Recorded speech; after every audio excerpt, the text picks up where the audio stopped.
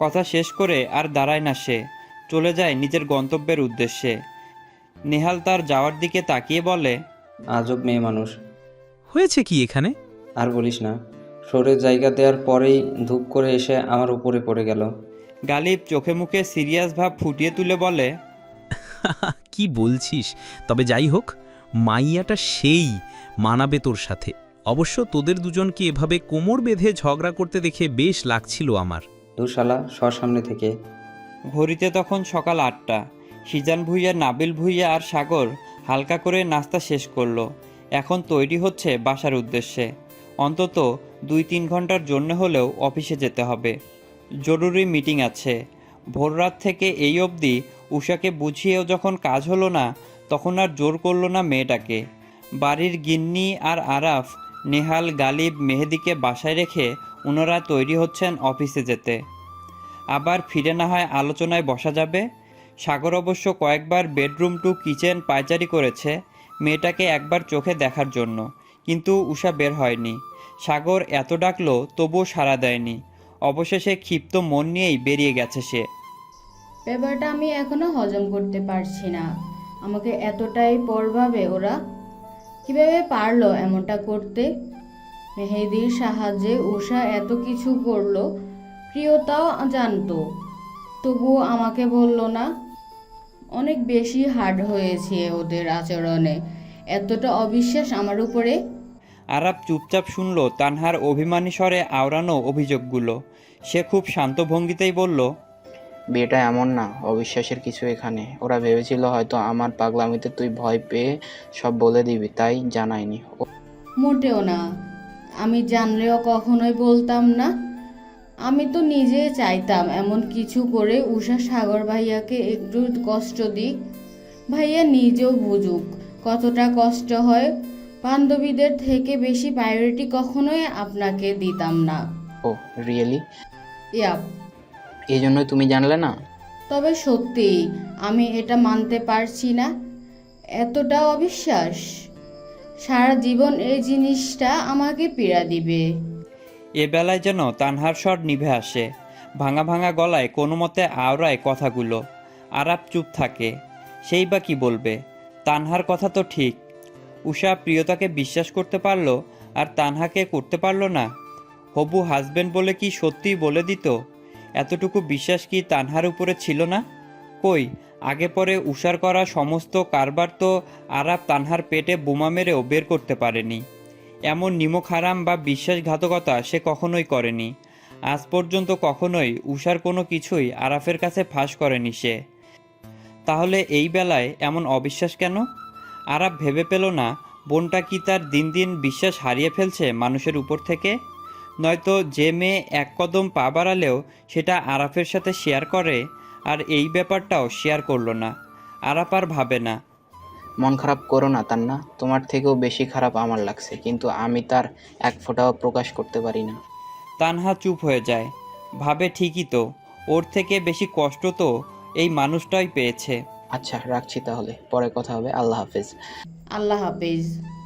উষা আর নাহিদ ভুঁইয়াকে পাওয়া গেছে এই খবর শোনা মাত্রই ভুঁইয়া বাড়ি আর খানবাড়ির সদস্যরা ছুটে এসেছে, শুধু আলিফ, তুবা আর আরিশা বাদে। আলিফ বউ বাচ্চা নিয়ে চট্টগ্রামে আছে, অফিসের কাজে সেখানে গিয়েছে 2 দিন হলো। আর আরিশা মধ্যরাতে ঘুমেছিল বলে আর তাকে ডাকা হয়নি। আরিশা টিভি দেখতে দেখতে ড্রয়িং রুমের সোফাতে ঘুমিয়ে পড়েছিল। যাওয়ার আগে নাবিলা ভুঁইয়া কয়েকবার ডেকেছিল মেয়েকে নিজের ঘরে গিয়ে ঘুমানোর জন্য, তবে আরিশার হেলদুল আর হলো না। আরিশা বাসায় একা আছে বলে সকালে সাদাবকেই পাঠালো খানবাড়িতে। মেয়েটা না ঘাবড়ে যায় পরে আবার। সাদাব খানবাড়িতে এসেছে 4 ঘন্টা হলো। আরিশা ড্রয়িং রুমের সোফাতেই ঘুমে বিভোর। অবশ্য আরিশার ড্রেসের শোচনীয় অবস্থা দেখে একটা কম্ফোর্টার গায়ে জড়িয়ে দিয়েছিল সাদাব। তারপর সেই যে সোফায় বসে একধ্যানে চেয়ে আছে, তার নজরই যেন পড়ছে না মেয়েটার উপর থেকে। কতদিন ধরে দেখে না এই মুখটা। সেদিন দুপুরে লজ্জায় লাল হয়ে সেই যে ভুঁইয়া বাড়ি ছেড়েছে, আজ অবধি আর যায়নি, ভার্সিটিতেও যায়নি, সাদাফের সামনেও আসেনি লজ্জায়। সাদাফ যে এমন একটা কাজ করবে তা আরিশার কল্পনাতেও ছিল না। ঘড়ির টিক টিক শব্দ জানান দিচ্ছে 9টা বেজে 29 মিনিট। আরিশা এবার একটু নড়েচড়ে ওঠে, চোখ পিটপিট করে তাকিয়ে প্রথমে নিজের অবস্থান দেখেই ভ্রু কুঁচকে আসে তার। কিছুক্ষণ এভাবে থম মেরে শুয়ে থাকে। ব্রেন সচল হতেই বুঝতে পারে গতকাল রাতে মুভি দেখতে দেখতেই ঘুমিয়ে গিয়েছিল সে। তবে বাড়িঘর এত নিশ্চুপ কেন? ভাবতে ভাবতেই উঠে বসে সে। সামনে সরাসরি অবস্থিত সোফাটার দিকে নজর যেতেই দেখে সাদাব সেখানে বসে আছে। আরিশার তাতে যেন কোনো হেলদোল নেই। সে গা থেকে কম্পিউটারটা সরিয়ে ওড়না ছাড়াই উঠে দাঁড়ায়। সাদাবকে গাঢ় দৃষ্টিতে তাকিয়ে থাকতে দেখে কি যেন বিড়বিড় করে। সাদাব অবশ্য বুঝতে পারে না আরিশা কি বলছে। উফ, সেদিনের পর থেকে দুদণ্ড শান্তি দিচ্ছে না আমাকে এই ছেলেটা। যেখানেই যাই সেখানেই যেন ওর ছায়া। রাতে ঘুমাতে গেলেও স্বপ্নে তার আনাগোনা। চোখ মেললেও দেখি পাশে বসে আছে। কখনো কখনো নিজের শক্তপোক্ত হাত দ্বারা ছুঁয়েও দেয়। উল্টাপাল্টা কত কথাই যেন বলে সে। আরিশা ভেবে পায় না ওকে এভাবে জ্বালাতন করার মানে কি।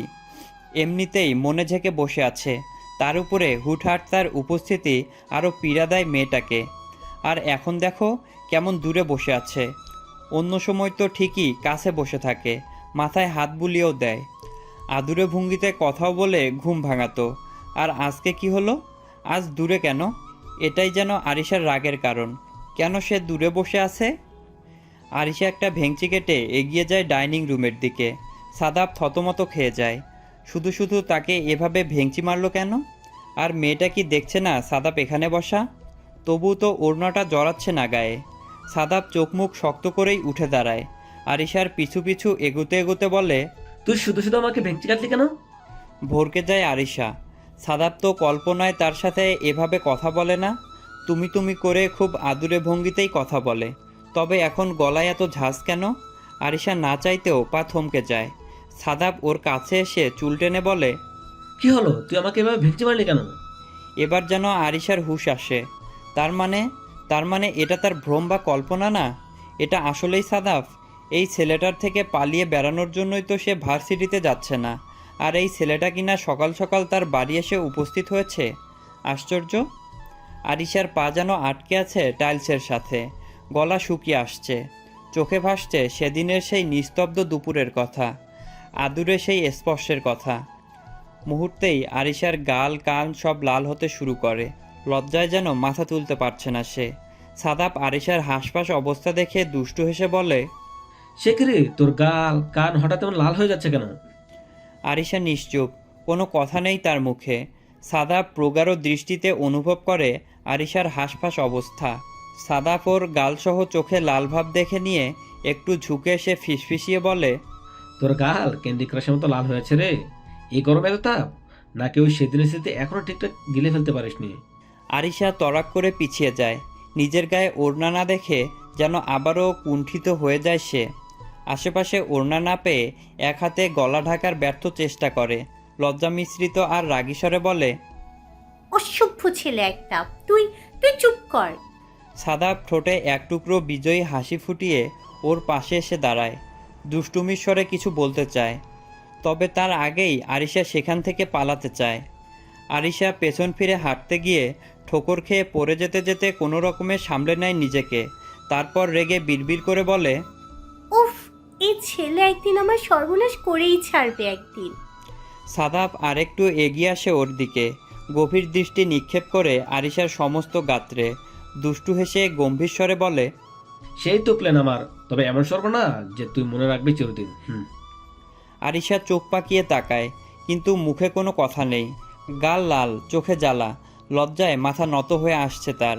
চাইলেও নিজের কণ্ঠ রোধ করে কিছু বলতে পারছে না।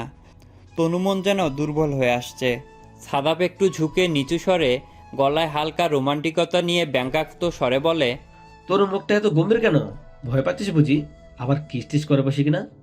আরিশার চোয়াল কেঁপে ওঠে। সে গাঝাড়া দিয়ে দ্রুত হাঁটতে যায়। কান দিয়ে রীতিমতো তার ধোঁয়া বের হচ্ছে। এতটা অসভ্য কবে থেকে হলো ছেলেটা? মুখ ঘুরিয়ে নেয় সে, চাপা স্বরে ক্ষিপ্ত হয়ে বলে, একদম বেহায়া ছেলে একটা। আর একবার এসব বললে আমি তোকে। সাদাব পেছন ফিরে হেসে হেসে বলে ওঠে, তুই তুই কি আমাকে আবার তুই কিছু বলবি? চোখ পাকাবি না লজ্জা দৌড় দিবি? একটু থেমে সে ফের বলে, আচ্ছা বলতো, ওই লিপিস্টিকের ঠোঁটে এখনই কি আমার ছোঁয়ার রং লেগে আছে? আরিশা থমকে দাঁড়িয়ে যায়, নিঃশ্বাস কেঁপে ওঠে তার। কী সব বলছে এই ছেলে? তাকে মেরে ফেলতে চাইছে নাকি? আর কথা বাড়ায় না সে, মুখ ঢেকে দৌড়ে নিজের ঘরে ঢুকে পড়ে। সাদাব আরিশার যাওয়ার দিকে তাকিয়ে দাঁড়িয়ে থাকে, ঠোঁটে এক প্রশান্ত দুষ্টু হাসি। নিজের গলায় ফিসফিসিয়ে বলে, এই মেয়েটাকে আমি ঠিক একদিন নিজের নামে করে নিব। উষাকে পাওয়া গেছে, আর আরিশাকে সাথে নিতেই সাদাবকে আসতে হয়েছিল খানবাড়িতে। আরিশা সেই যে লজ্জায় দৌড় দিল, অনেক বুঝিয়ে সুজিয়ে বের করলো তাকে রুমের বাইরে। আরিশা ধীরে ধীরে বাইকে চেপে বসলো সাদাফের ঠিক পেছনে। একরাশ দ্বিধা আর লজ্জা জমাট বেঁধে আছে ওর চোখে মুখে। আগেও বহুবার একই সঙ্গে বাইকে ওঠা হয়েছে, কিন্তু আজকে কোথাও একটু জড়তা কাজ করছে। আরিশার বসার ধরন দেখে সাদাব পেছনে তাকিয়ে ঠোঁটের কোণে দুষ্টু হাসি ফুটিয়ে বলল, ধরে বস, নয়তো পড়ে যাওয়ার সম্ভাবনা আছে। আরিশা নিশ্চুপ, কোনো প্রত্যুত্তর করল না, বাইকের পেছনে চুপচাপ বসে আছে, দুহাতে ব্যাগ আঁকড়ে। সাদাব ব্যাক ভিউ মিররে তাকিয়ে ধমকের স্বরে বলল, কি হলো, ধরছিস না কেন? আমি আবার তোর স্নেহময় ভাই নই যে বোনের মতো বসে থাকবি। সাদাফের কথায় আরিশা হতভম্ব হয়ে যায়। স্নেহময় ভাই না মানে কি আবার? সুগন্ধি দৃষ্টিতে তাকায় সাদাফের দিকে, ভ্রুজোড়া কুঁচকে বলল, আমার স্নেহময় ভাই না মানে কি আবার? তুই আমার ভাই না তো কি? সাদাব দুষ্টুমির স্বরে বলল। ফিল করবো এখন? আরিশা থতমত খেয়ে যায়, কথা ঘুরাতে বলে, ঠিক আছি আমি, চালা তুই। সাদাফ উত্তর করল না, তীক্ষ্ণ দৃষ্টিতে তাকিয়ে রইল আরিশার দিকে। সাদাফের দৃষ্টি লক্ষ্য করেই কিছুটা মিইয়ে যায় আরিশা, কুণ্ঠা ভরে জবাব দিল, আমার ব্যালেন্স ভালো, ধরা লাগবে না। সাদাফ মুচকি হাসল, শুধু কিছু বলল না আর। চোখে মুখে একরকম রহস্যময় ভাব নিয়ে ইঞ্জিন স্টার্ট দিল সে। ধীরে বাইক চলতে শুরু করলো। কিছু দূর যাওয়ার পরই হঠাৎ সে এক অপ্রত্যাশিতভাবে জোরে ব্রেক কষল। আর ঠিক তখনই আরিশা সামলে ওঠার আগেই সাদাফের পিঠে গিয়ে হুমড়ি খেয়ে পড়ে। সাদাফের ঘাড়ের কাছাকাছি গরম নিঃশ্বাস ফেলে আরিশা। এক মুহূর্তের জন্য স্তব্ধ চারপাশ। আউচ! শব্দ করে আরিশা চিৎকার করে উঠল। সাদাব তখনও ঠোঁট চেপে হাসি আটকানোর চেষ্টা করছে, কৌতুকের স্বরে বলল, ভ্যাগ ধরা শিখেছিস, এখন মানুষ ধরা শিখে নে, না হলে বাঁচতে পারবি না। তুই ইচ্ছে করে করেছিস, তাই না? হুম। সাদাব গম্ভীর মুখে বলল কথাটা। আরিশা থতমত খেয়ে বলল, তুই এসব করে কি পাস? তোর শরীরের ওজনের হিসেব। আরিশা অবুঝের মতো ভ্রুকুচকে বলল। মানে? সাদাব কথা ঘুরানোর জন্য মুচকি হেসে ফের বলল, তুই না বললি ধরতে হবে না, তোর ভালো ব্যালেন্স, তাই ভাবলাম ব্যালেন্স দেখে নি একটু, মানুষ সামলানোর মতো ব্যালেন্স হয়েছে কিনা। আফসোস, তুই ফেল। আরিশা হতভম্ব হয়ে যায়। কি বলছে এসব এই পাগল ছেলেটা? দাঁতে দাঁত চেপে বলে, ইচ্ছে করে করেছিস এসব? তা হতে পারে। নির্লিপ্ত জবাব সাদাফের। কথাটা বলেই ঘাড় ঘুরিয়ে চোখ পিটপিট করে তাকায় আরিশার দিকে। দুজনেই নিঃশব্দে হেসে উঠল। বাইকের ইঞ্জিন আবারও গর্জে উঠল। এইবার আরিশা চুপচাপ সাদাফের শার্টের কোণা ধরে রাখল, আর সাদাফ মনে মনে হাসল। এইবার ধরেছিস, ঠিক যেভাবে চাইছিলাম। রাত 9:30 পেরিয়ে গেছে। আকাশটা আজ যেন একটু বেশি চুপচাপ, চাঁদও নেই, তারাও নেই, কেবল একরাশ মলিন অন্ধকার ধীর পায়ে চারপাশে ছড়িয়ে পড়েছে। বারান্দার এক কোণে দাঁড়িয়ে আছে উষা। আলোর ছায়া তার মুখে আঁচড় কাটছে। একটা নিঃশব্দ অথচ প্রখর অভিমান তার চোখে ঠাঁই নিয়েছে। দূরে কোথাও একটা পাখির ক্লান্ত ডানা ঝাপটানোর শব্দ ভেসে আসছে। নিচে পানের দোকানের ঝাঁপ বন্ধ হচ্ছে। ধীরে ধীরে রাত তার চাদর মেলে ধরছে পৃথিবীর বুকে। আর এই চাদরের নিচে একজন পুরুষ নিঃশব্দে হাঁটছে।